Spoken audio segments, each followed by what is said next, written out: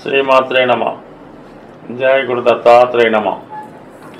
ఈ వీడియోలో మనం కన్యా రాశి వారికి రాహు మహాదశ ఏ విధంగా ఉపయోగపడుతుంది, మరి ఈ కన్యా రాశి వారు రాహు ఏ విధంగా వీళ్ళకి సహకరించి జీవితంలో స్థిరపడే విధంగా సహాయపడుతుంది అని పరిశీలించినప్పుడు కన్యా రాశి సహజ రాశి చక్రంలో 6వ రాశి. సాధారణంగా ఈ రాశి వారు జీవితంలో అనేక రకాల సమస్యలు ఎదుర్కొని వారి యొక్క స్వయం కృషితో జీవితంలో పైకి రావడం జరుగుతూ ఉంటుంది. వీళ్ళ పైకి రావడం కన్నా ఇతరుల్ని పైకి తీసుకురావడంలో ఎక్కువ సహాయపడుతూ ఉంటారు. మరి ఈ రాశికి బుధుడు రాశ్యాధిపతి, అలాగే శుక్రుడు ధన భాగ్యాధిపతి, శని ఇంచుమించుగా యోగకారకుడు లాంటి వాడు, వీళ్ళందరికీ మిత్రుడు రాహు. సో ఈ రాహు ఈ కన్యా రాశిలో ఉచ్చ పొందుతాడని కొంతమంది అభిప్రాయం. ఏదైనా బుధుడు ఎంత తెలివైన వాడో దానికి 10 రెట్లు తెలివైన వాడు రాహు.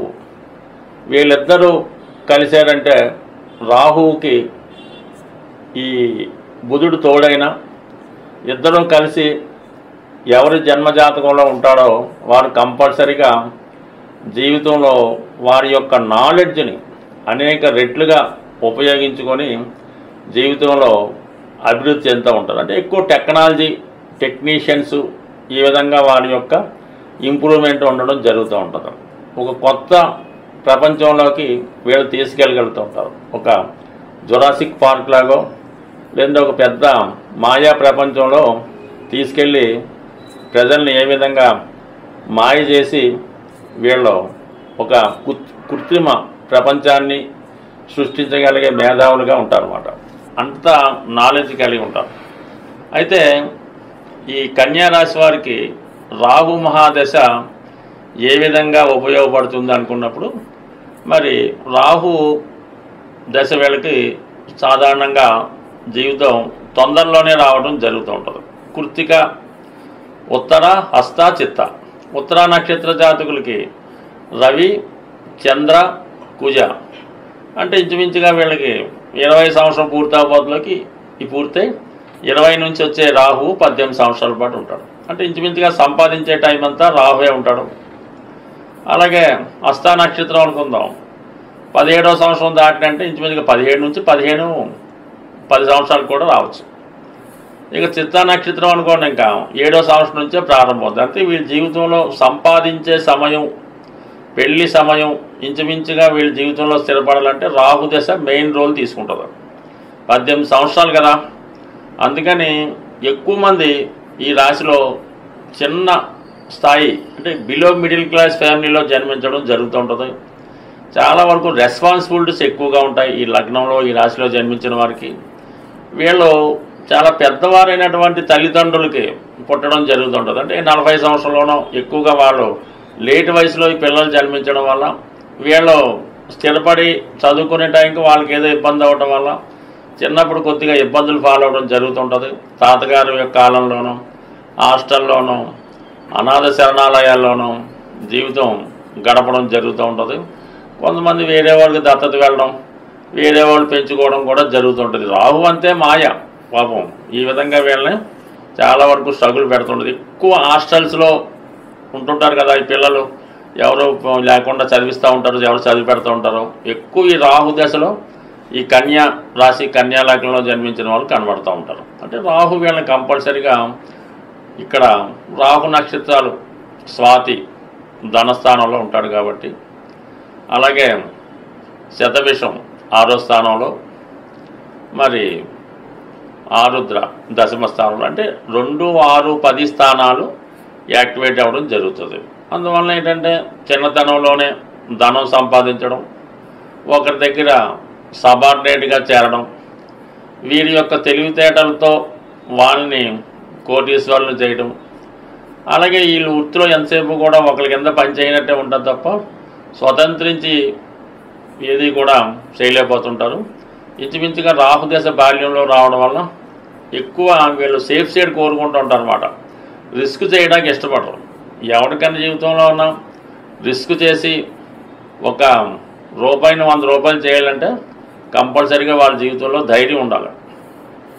ఆ ధైర్యం ఇచ్చే గ్రహంలో రాహువు కుజుడు. కుజుడు ఈ లగ్నం వారికి పెద్దగా ఉపయోగపడడం ఎప్పుడూ శిక్షించే ప్లేస్లోనే ఉంటాడు అన్నమాట. తృతీయ అష్టమాధిపతిగా చాలా వరకు ఈ జాతకులకి స్పీడ్ బ్రేకర్ లాగా వీటి జీవితంలో స్పీడ్గా వెళ్తుంటే ఎప్పుడు రాహు దశ అంతర్దశ గోచారీత్యా వచ్చే రాహు ఏదో ఒక యాక్సిడెంట్ జరగడము, లేదంటే కుటుంబంలో ఏదో పెద్ద కలామటి జరిగి విచ్ఛిన్నం అవడం, మొత్తం మీద రాహు వీళ్ళని చాలా స్ట్రగుల్ పెడుతుంటాడు. ఏంటొచ్చి ఈ రాహు కుజుడు ఇబ్బంది పెడితే రాహు దాన్ని ఎదుర్కొని ఏదో విధంగా పోటీ పడి జీవితంలో స్థిరపడడానికి ప్రయత్నం జరుగుతుంటుంది. బట్ ఏదైనా వీళ్ళ జీవితంలో రాహు దశ బాగుండాలంటే బుధుడు కూడా శుభుడై మంచి గ్రహాలతో కలిసి ఉండాలి. అంటే బుధుడు ఎప్పుడు కూడా శుభులతో కలిస్తే శుభుడు, పాపులతో కలిస్తే పాపి. ఈ బుధుడు రాహు గురు శిష్యులు అవడం వల్ల వీరి జాతకంలో బుధుడు ఎంత బలంగా ఉంటే వీళ్ళు జీవితంలో అంత తొందరగా అటు ఫైనాన్స్ రంగంలో కానీ, సాఫ్ట్వేర్ రంగంలో కానీ, సినిమా ఇండస్ట్రీలో కానీ బ్రహ్మాండంగా రాణించే ప్రయత్నం జరుగుతూ ఉంటుంది. అలాగే చిన్న స్థాయిలో వీళ్ళ జీవితం ప్రవేశించి అంచెలంచెలుగా ఎదగడం జరుగుతుంటుంది. ప్రస్తుతం ఉన్నటువంటి సినిమా రంగంలో ఎక్కువ అదే మన కన్యా రాశి కన్యా లగ్నానికి చెందిన వారే అటు డైరెక్టర్లుగా గాను అటు ఎక్కువగా హీరోలుగా కూడా కామన్గా, అంటే ఈ నక్షత్రంలోనే జన్మించాలని రూల్ ఏం లేదు. ఈ కన్యా రాశిలో శని భగవానుడు ఉన్నా, చంద్రుడున్నా, రవి ఉన్నా, శుక్రుడున్నా, గురువు ఉన్నా వాళ్ళ జీవితం మీద ఇటువంటి ప్రభావం చూపడం జరుగుతూ ఉంటుంది. ఏదైనా ఈ కన్యా రాశి వారు రాహు మహాదశే వీళ్ళ జీవితంలో చాలా టాప్ దశ అవుతుంది అన్నమాట. రాహు తర్వాత వచ్చే గురువు ఒక విధంగా బాధకుడు అవుతుంటాడు. అంటే ఒక స్టేబుల్ లైఫ్ ఇస్తాడు. అప్పుడు దాకా సంపాదించిన దాన్ని జాగ్రత్త పెట్టుకునే ప్రయత్నం అయితే చేస్తారు. అందువలన ఇంచుమించుగా ఒక 16 సంవత్సరాలు ఇంచుమించుగా ఈ రాహు తర్వాత వచ్చే 16 సంవత్సరాలు జాతకుడు పెద్దగా గ్రోత్ రాదు. ఎక్కడున్నామంటే అక్కడే ఉంటాడు.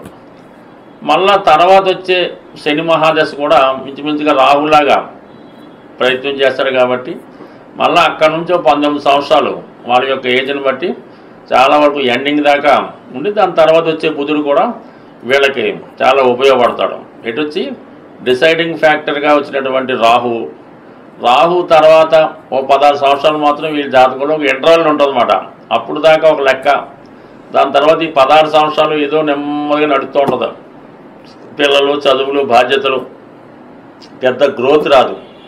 మళ్ళీ ఈ 16 సంవత్సరాలు పోయిన తర్వాత మళ్ళీ ఇంచుమించు రిటైర్మెంట్ ఏజ్ అటు ఇటు రాగానే అప్పుడు వచ్చిన శని, దాని తర్వాత వచ్చే బుధుడు. అంటే ఇంచుమించుగా వీళ్ళ ఆయుష్ కూడా ఎక్కువగానే ఉంటుంది. 76, 85 దాకా కూడా ఈ రాశిలో జన్మించే వారు ఆయుష్ ఉంటుంది. అదే మధ్యలో ఈ కుజ ప్రభావం వల్ల ఏదైనా యాక్సిడెంట్ జరిగితే చెప్పలేం. కానీ మొత్తం మీద కన్యా రాశి కన్యా లగ్నం వారికి జీవితంలో ఒకసారైనా చేతికి కానీ కాలికి కానీ ఫ్యాక్స్ రావడం జరుగుతూ ఉంటుంది. సో అలాగే వీళ్ళ జీవితంలో మధ్యలో ఒక 15 సంవత్సరాల పాటు ఇబ్బంది పడడం కూడా ఉంటుంది. బట్ ఏదైనా ఈ రాశివారు నిరంతరం రాహుగ్రహ ఆరాధన నిమిత్తం తత్సంబంధించినటువంటి పరిహారాలు చేసుకుంటే జీవితంలో ఎప్పుడూ సంతోషంగా సుఖంగా ఉండేవాళ్ళు వీళ్ళు ప్రథములుగా ఉండే అవకాశం ఉంటుంది. ఈ రాహుగ్రహానికి పరిహారం చేసుకున్నప్పుడు అతి తొందరగా సంతృప్తి చెందే గ్రహం రాహుగ్రహం.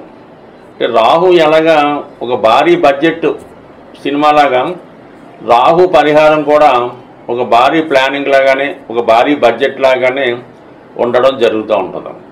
ఇవి వారు ఉన్న ప్రాంతాలను బట్టి ఈ శక్తి పీఠాలు మనకి కొన్ని ఉంటాయి. అంటే అమ్మవారు ఈ మనకు ఆరుద్ర నక్షత్రంలో శివుడి యొక్క దక్షయజ్ఞం, అమ్మవారు అగ్ని ప్రవేశం, తర్వాత ఈ అష్టాదశ శక్తిపీఠాలుగా ఏర్పడినటువంటి మీ జీవితంలో రాహుదశ జరుగుతున్నప్పుడు ఏదో ఒక శక్తిపీఠాన్ని దర్శించి అక్కడ వీలైతే ఒక నిద్ర చేసి అమ్మవారిని పూజించుకోవడం వల్ల, అంటే శక్తిపీఠాలు మీకు ఎన్ని వీలైతే అన్ని దర్శించుకుంటే ఈ రాహుగ్రహ ప్రభావం అన్నది అంతవరకు తగ్గుతుంది.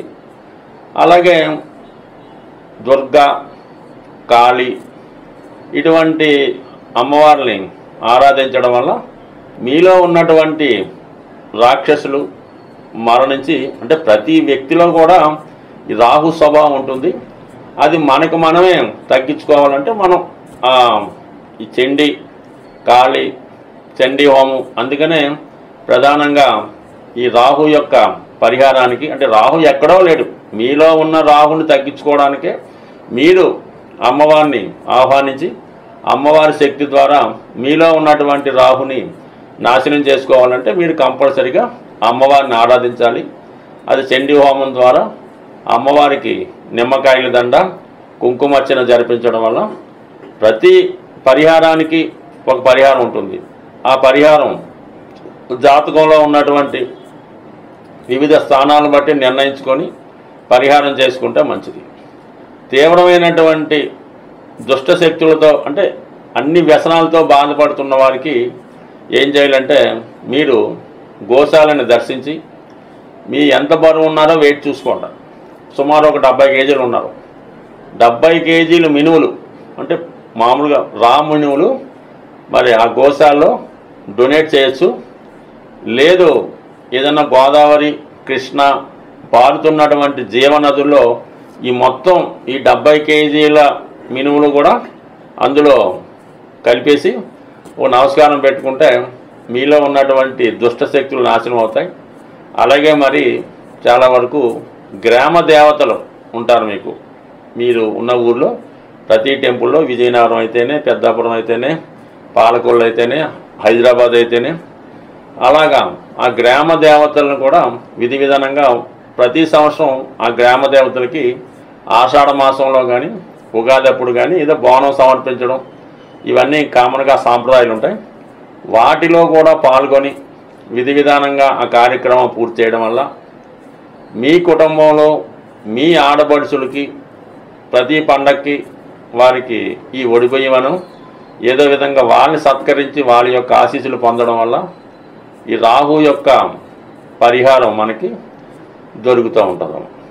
ఇంకా ఇంకో రెమెడీ ఏంటంటే జైల్లో ఉన్నటువంటి ఖైదీలకి, హాస్పిటల్లో ఉన్నటువంటి రోగులకి, వృద్ధాశ్రమంలో ఉన్నటువంటి వృద్ధులకి, వాళ్ళకి ఏదో ఒక రోజు వారికి ఇష్టమైనటువంటి ఆహారం, ఇది వాళ్ళకి సంతృప్తికరంగా ఈ ఫ్రూట్స్ కానీ, ఈ వడలో, గారెలో, బిర్యానీయో ఏదో ఒకటి అక్కడ ఏదైతే అలౌ చేస్తారో అటువంటి ఆహారం ఈ విధంగా జైల్లో ఖైదీలకి, ఈ విధంగా రోగులకి, ఇంకా ఫైనల్గా ఏంటంటే ఈ రోడ్డు పక్కన నైట్ టైం వెళ్తుంటే చాలామంది వృద్ధులు వాళ్ళు వీళ్ళు పడుకుంటూ ఉంటారు, ఏదో వాళ్ళకి అవకాశాలు లేక ఇంకో కారణం వల్ల వాళ్ళకి ఒక మంచి రగ్గు, అంటే దుప్పట్లాడిది, కంబల్ లాంటిది, దుప్పట్లాడిది కొత్తది వాళ్ళకి మీకు ఎన్ని అవకాశం ఉంటే అన్నీ ఇవ్వండి. దాన్ని బట్టి కూడా మీకు రాహుగ్రహ పరిహారం అవుతుంది. అయితే ఇప్పుడైతే కొన్ని వ్యాధులు కనుమరుగైపోయాయి కాబట్టి అటువంటి భయంకర వ్యాధులు, అంటే ప్రస్తుతం ఒకప్పుడు లెపర్స్ ఏదో ఉండేది, ఇప్పుడు ఎయిడ్స్, అలాగే క్యాన్సర్ లాంటి భయంకర వ్యాధులకు కూడా రాహు కారణం అవుతుంటారు. వారిని బాగు చేసే ప్రయత్నంలో వారికి ఏదన్నా మందులు డొనేట్ చేయడం వల్ల కామన్గా మీకు ఈ రాహు యొక్క పరిహారం అవుతుంది. అలాగే వేప చెట్టుని పెంచి పోషించి శుభ్రంగా వేప చెట్టును రక్షించడం వల్ల కూడా రాహు పరిహారం అవుతుంది. బట్ ఏదైనా రాహుని తొందరగా మనం పరిహారం చేయొచ్చు. మీరు ఎంతగా మీరు ఈ విధంగా సేవ చేస్తే మీ ఫలితం కూడా అంత తొందరగా వచ్చే అవకాశం ఉంది. స్వస్తి.